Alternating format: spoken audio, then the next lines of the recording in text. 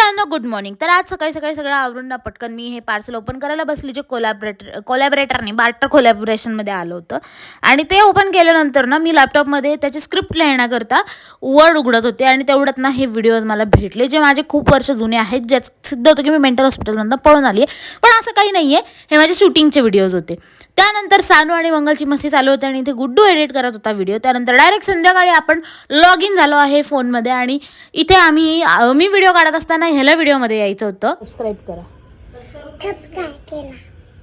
आता ह्याचं ऐकून सगळ्यांनी थपकाईत कला बरं का.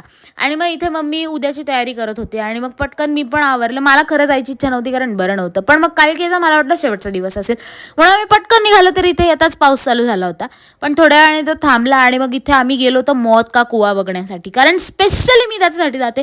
मला हे राईड्स खेळायला जाम फाटते, म्हणजे मला काहीतरीच होतं, त्याच्यामुळे मी जातच नाही.